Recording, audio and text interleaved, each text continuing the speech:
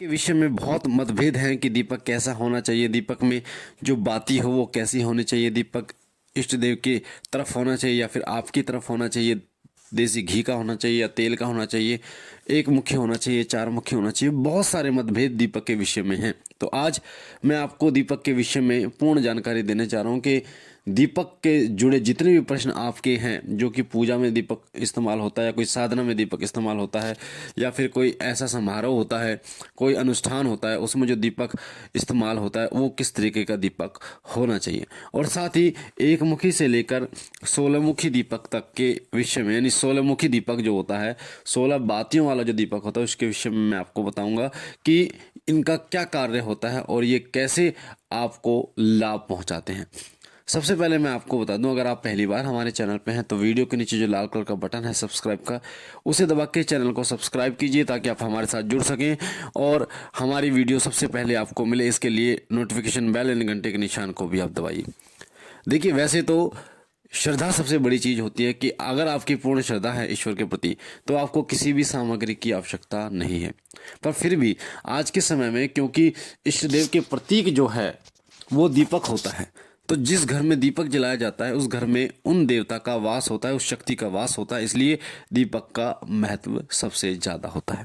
दीपक की जो लौ है, अग्नि प्रज्वलित होती है, वो शुद्ध होती है, इसलिए उसका महत्व और ज़्यादा बढ़ जाता है। जिस घर में जिस भी देवी या देवता के नाम का दीपक जलाया जाता है वो वहाँ पर जरूर उपस्थित होते हैं, उस घर में जरूर वास करते हैं। बहुत सारे लोगों से जब मैं पूछता हूँ कि आप किस देवी देवता का नाम का दीपक जलाते हैं, तो वो बोलते हैं कि जी हमारे घर में तो बहुत सारे देवी देवता हैं और हम तो ऐसे दीपक जला देते हैं, सभी के नाम का दीपक जलाते हैं।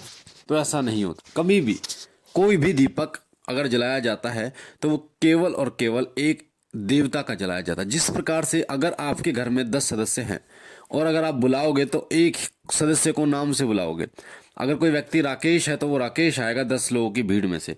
अगर कोई व्यक्ति वहाँ से उमेश है तो उमेश ही वहाँ से उस भीड़ में से आएगा नाम लेकर। उसी प्रकार से शक्ति और देवताओं का बात होती है कि आप किसे बुला रहे हैं, कौन से देवता को आप बुला रहे हैं, किस देवता का आप आवाहन कर रहे हैं, वही देवता वहां पर उपस्थित होते हैं। तो ये गलती बिल्कुल भी मत करना। अगर आपके इष्ट देवता भगवान शिव हैं तो आप भगवान शिव के नाम का दीपक जलाइए।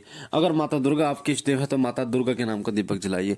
यानी कि आपको पहले बोलना है तिल्ली लगाने से पहले कि हे माता दुर्गा, आवाहन करना, मैं आपके नाम का दीपक जला रहा हूँ, उसे स्वीकार कीजिए, और फिर आपको तिल्ली लगा देनी। इस प्रकार से दीपक जलाने का सही तरीका होता है। बहुत सारे लोगों को दीपक जलाने का तरीका नहीं पता। दीपक जलाने का मंत्र भी आता है उसी, जिस तरीके से धूना जलाने का मंत्र होता है, वो शाबर मंत्र होता है और बड़ा होता है, सभी लोग उसे नहीं कर पाते। तो आप इष्ट देव का आवाहन कर सकते हैं।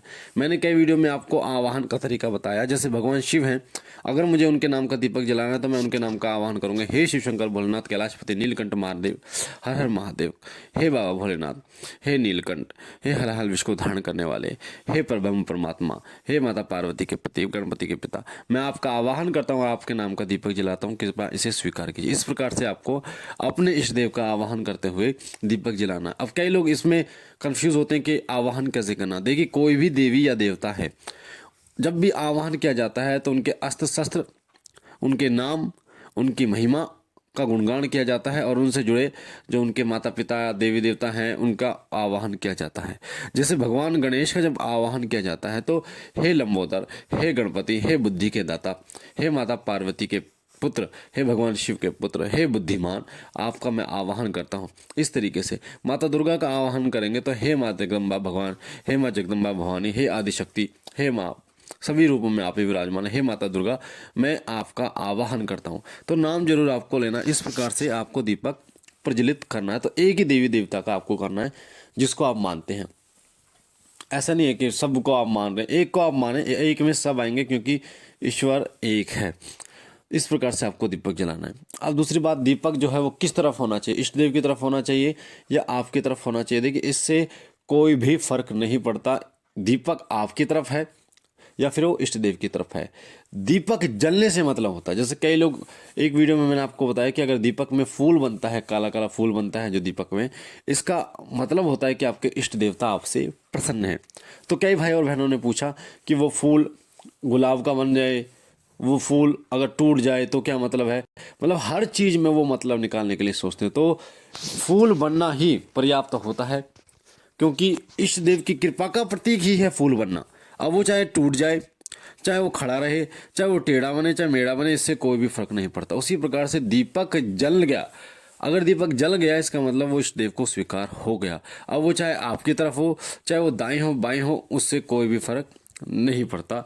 इस चीज़ को विशेष ध्यान रखिए। अब दीपक जो जलाए जाते हैं वो आटे का दीपक जलाया जाता है, घी का दीपक जलाया जाता है, सरसों के तेल का दीपक जलाया जाता है, तिल के तेल का दीपक जलाया जाता है, चमेली के तेल का जलाया जाता है। और उसके साथ ही एक मुखी, दो मुखी, तीन मुखी, चार मुखी, 16 मुखी तक दीपक जलाए जाते हैं। जितने मुखी दीपक जलाए जाते हैं वो अलग अलग देवी देवताओं के लिए होते हैं और अलग अलग सिद्धि प्रदान आपको करते हैं। जैसे सबसे पहले तो आटे का जो दीपक जलाया जाता है वो साधना के लिए और सिद्धि प्राप्ति के लिए सबसे ज़्यादा आटे का दीपक जलाया जाता है।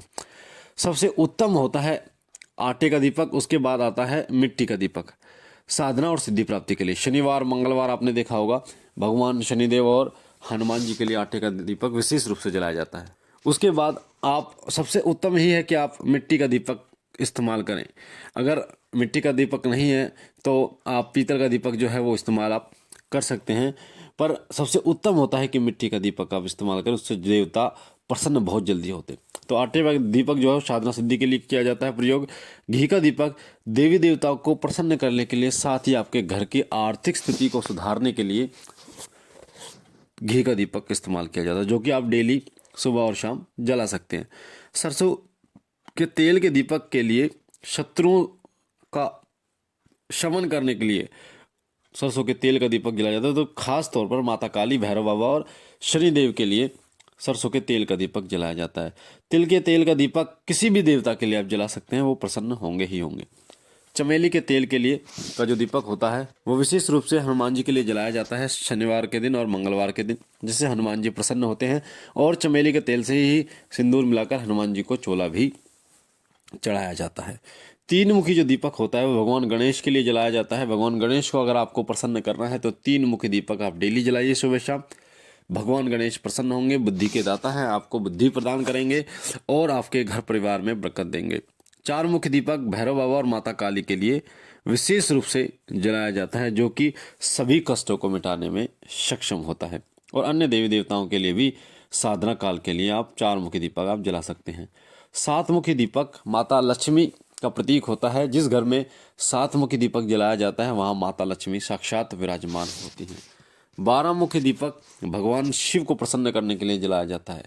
अगर आप घी या तेल का दीपक 12 मुखी दीपक भगवान शिव के आगे जलाते हैं, उनकी प्रतिमा उनके शिवलिंग के आगे जलाते हैं, तो भगवान शिव अति शीघ्र प्रसन्न होते हैं। साथ ही 16 मुखी दीपक अगर आप जलाते हैं तो भगवान विष्णु प्रसन्न होते हैं। इससे ये जो दीपक का प्रभाव इतना तीव्र होता है कि जो भी देवी देवता होते हैं उनकी ऊर्जा आप तक पहुंचती है और आप पर ये कृपा करते हैं और आपकी जितनी भी परेशानियां हैं, चाहे वो शारीरिक परेशानियां हो, चाहे वो आपकी मानसिक परेशानियां हो, चाहे जो भी परेशानियां हो, उन सभी परेशानियों का अंत करते हैं। तो दीपक के विषय में जो मैंने आपको बताया इतनी सारी चीज़ें कि दीपक कैसा होना चाहिए, किस तरफ होना चाहिए और कितने मुख्य दीपक किसके लिए जलना चाहिए, आपको समझ आया होगा।